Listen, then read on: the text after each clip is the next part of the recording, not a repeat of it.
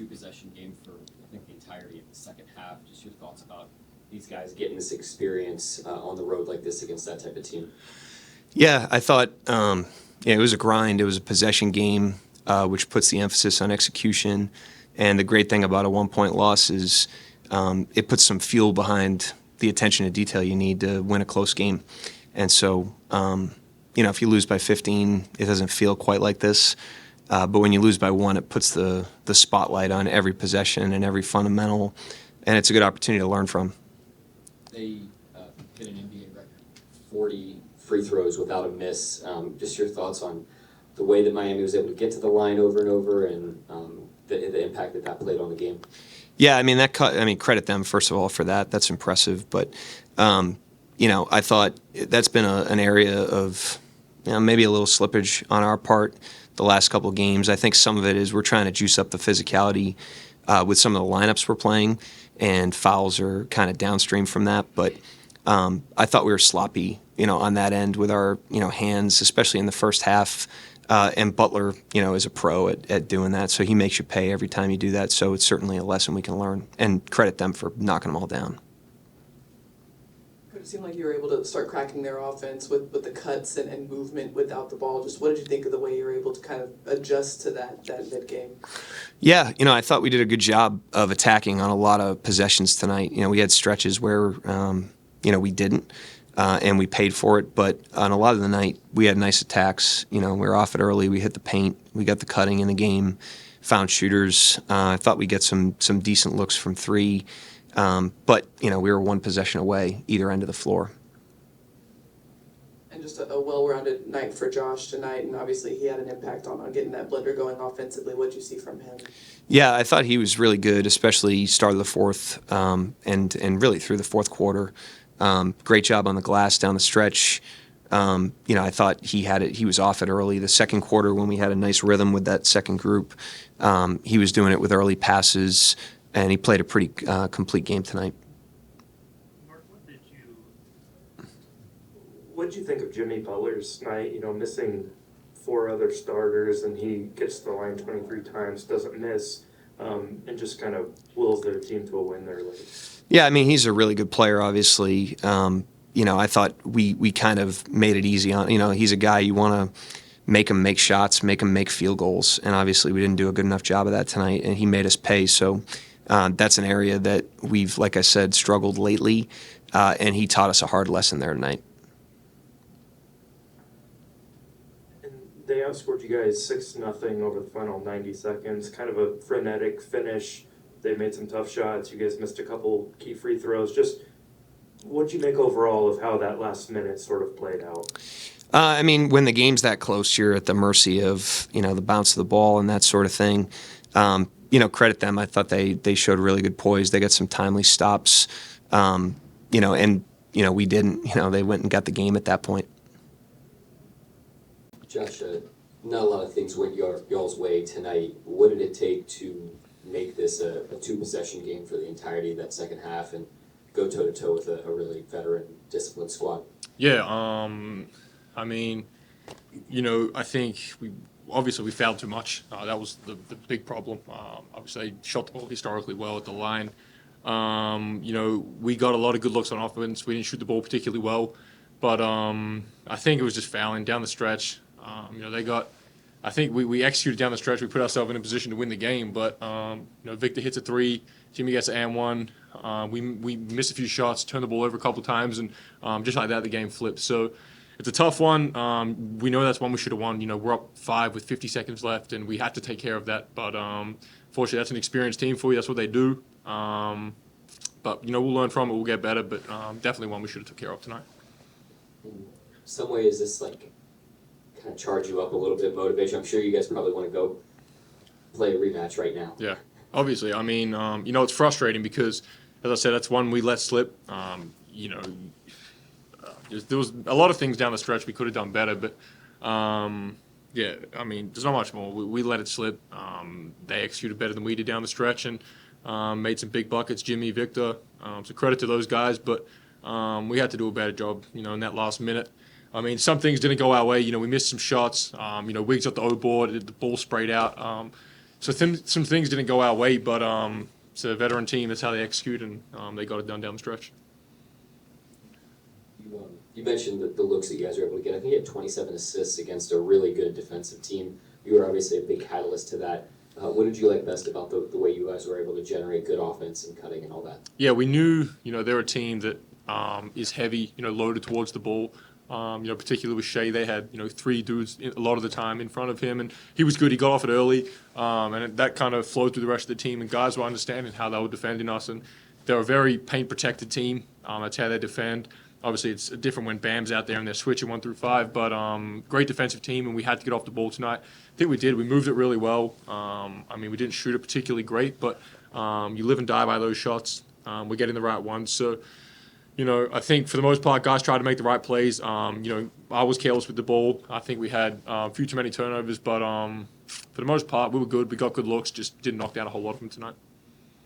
Just kind of speaking of that ball movement, you had Kenrich, you had Aaron, all those guys that you connected with, just moving and cutting without the ball. What's the value of having those guys who are constantly looking for those opportunities and those seams in the defense? It's great because it puts them out of their zone quick. When we've got guys like that can cut, get into the middle of the zone, it forces the defense to collapse, and that's when shooters are open on the perimeter. I think in that second quarter, Kenrich got a bunch of layups just cutting through the middle. So we put him out of that zone quick. And I think we had to just stick with what was working. And I think we got a bit isolated down the stretch. Everybody would take tough shots. And I think if we had stuck to just moving the ball, getting great looks, especially with Kenrich and Wiggs, guys like that cut and they attract defense, and that frees up other guys. So we were good against the zone, but we just needed to stick with that because that got us a lead and got us back into the game.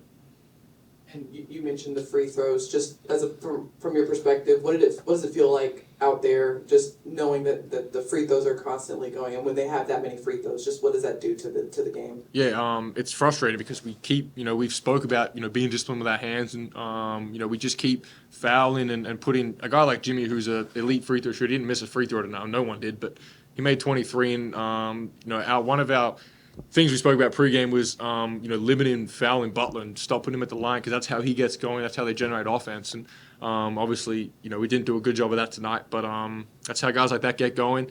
They feel good when they get to the line and see the ball go through the hoop. So had to be better on that end. But that's been a little bit of an issue lately. But when we clean that up and we play defense with our hands out, we're a tough team to score against.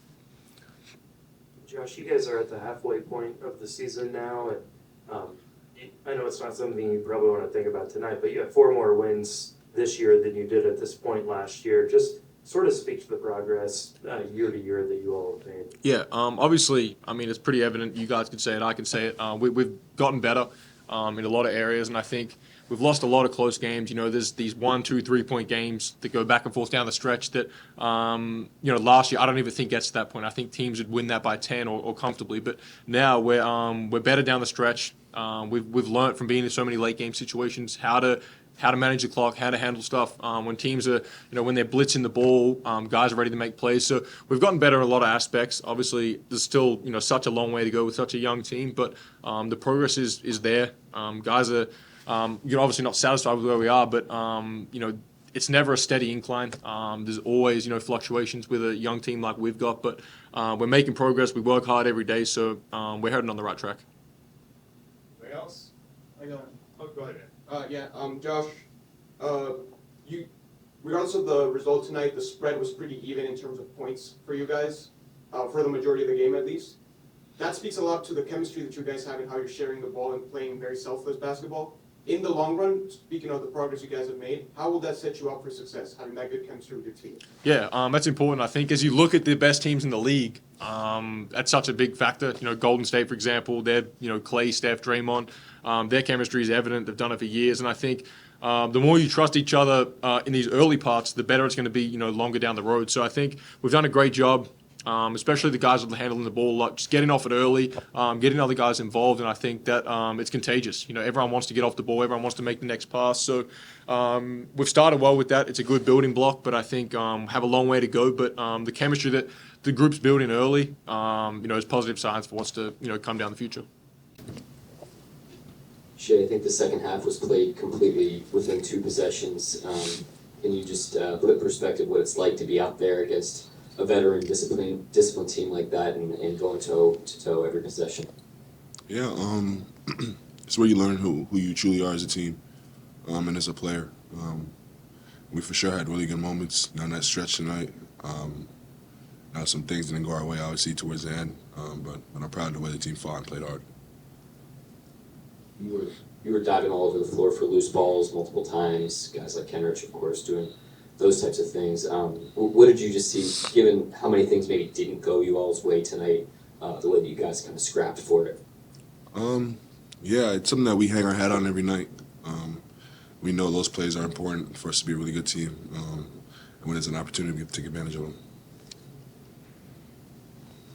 That's tough defense, and you guys racked up 27 assists, I think, on 44 made baskets. What do you think of the cutting and the movement through the middle of the floor against their zone and all the ways you guys were able to kind of attack that? Yeah, we found cracks in it for sure. Like you said, they're a really good defense and try to take you out of your comfort zone. I thought we were pretty good tonight. Shai, you mentioned the final stretch there, and just in these possession games, these close games, what can you guys kind of take away from those close moments?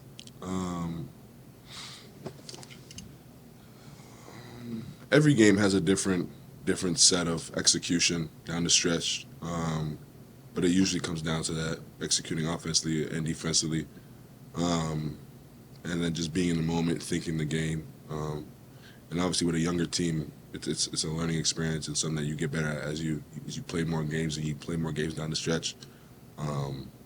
But yeah, we obviously messed up down the stretch. There's some things we can learn, and we're going to learn and get better from them for sure. Yeah, Shai, they shot an NBA record, 40 of 40 from the free throw line. Just what's it like being on the other side of that and just the frequency that they got to the line? Yeah, the only way to get to the line is if we foul them. And I guess we fouled them tonight. Fouled them for sure too much. And then the highest percentage shot to shoot in the NBA in terms of like layups and threes.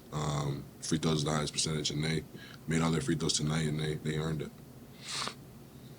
You guys are at the halfway point of the season now. You've got 4 more wins than you did at this time last year. What sort of improvement year to year have you seen from where you are now to where you were a year ago as a team? I think we all got better individually, and then in the result, we got better as a team. And I think if we continue to do so, we'll be okay. Anything else? Go ahead, last question. You were also recently named GQ's 2022 Most Stylish Man of the Year. Obviously, fashion plays a big role for you outside of basketball. I was just wondering what your thoughts were on that recognition and what that meant to you. Yeah, it was cool. It's an honor, obviously. I don't know beyond that. It's nice to get recognition and people to vote and think of me that highly in fashion. It's an honor.